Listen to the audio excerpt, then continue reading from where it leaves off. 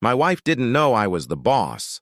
She told me to leave, called me a foolish, clueless husband who couldn't live without her. I said, okay, and walked out. My name is Marcus Hill.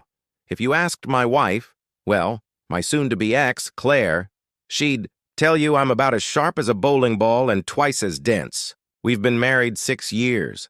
Some days it felt like a lifetime, other days like a sentence I was serving.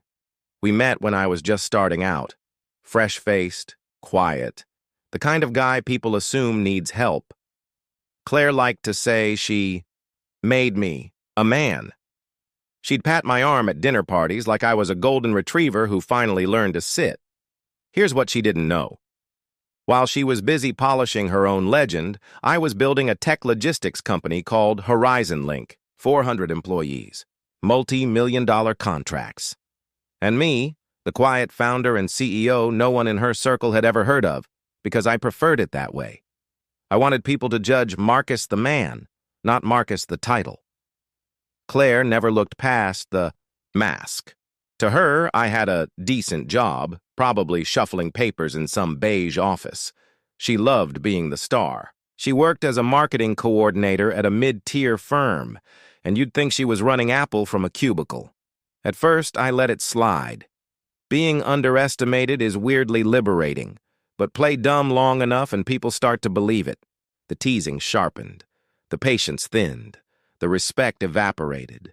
2 years ago, the shift became obvious. How was work, honey? Turned into work. Good? Then into a grunt while she scrolled her phone. Her friends gathered around our kitchen island and treated their husbands like defective appliances. Claire would smile and say, "At least Marcus tries." Sounds kind, until you hear the but. He doesn't get it. He's not ambitious. He needs everything explained.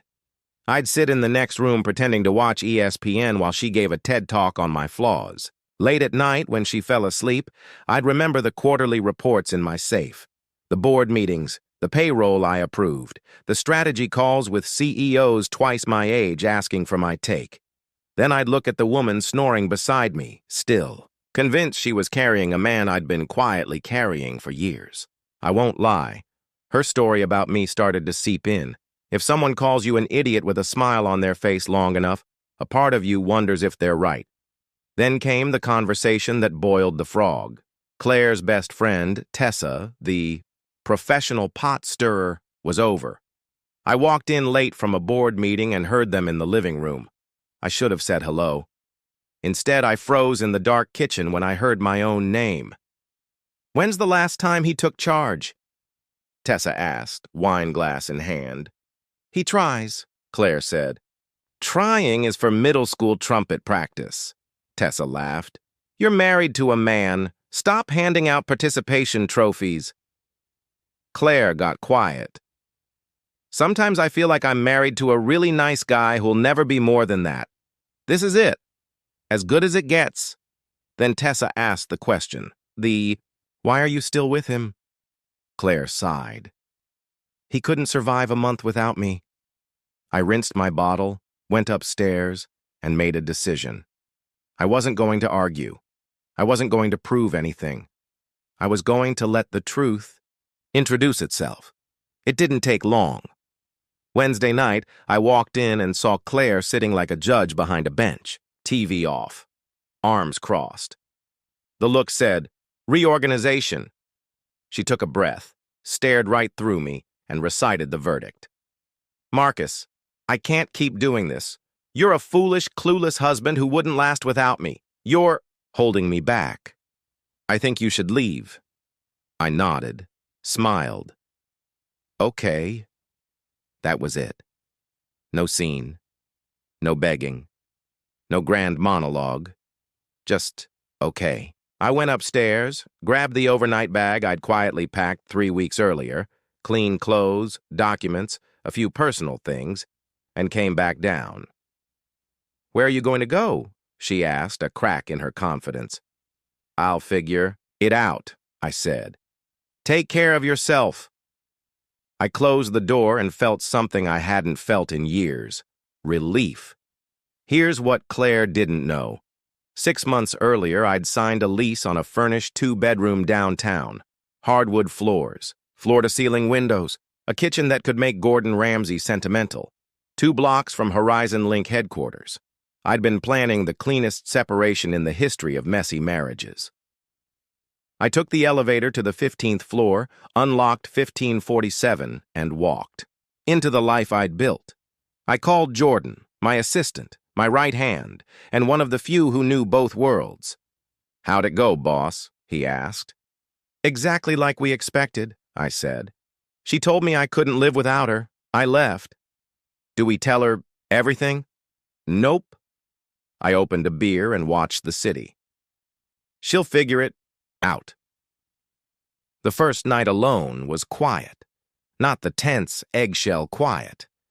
Real quiet. I ate takeout, watched a documentary no one could roll their eyes at, slept like a human being.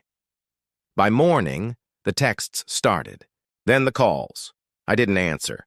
I made eggs Benedict, reviewed my Q3 numbers, put on a suit that cost more than her monthly car payment, and walked to work. Quarterly review at 9.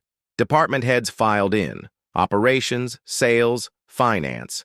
Serious people doing serious work. We were mid-presentation when my phone buzzed. Then again. And again. 6 missed calls in 10 minutes. Then the texts lit up my screen like a slot machine. "Marcus, where are you? Please pick up. I need you." Something happened. I didn't know. I silenced the phone.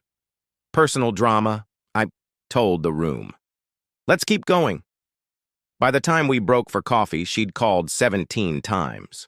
Jordan raised an eyebrow. "Think she found the on button on the coffee maker? Or something bigger?" "Bigger," I said. "I think she just learned who she was married to." At 3 p.m., my buddy Oliver called, barely containing his laughter. His wife, Jessica, works with Claire.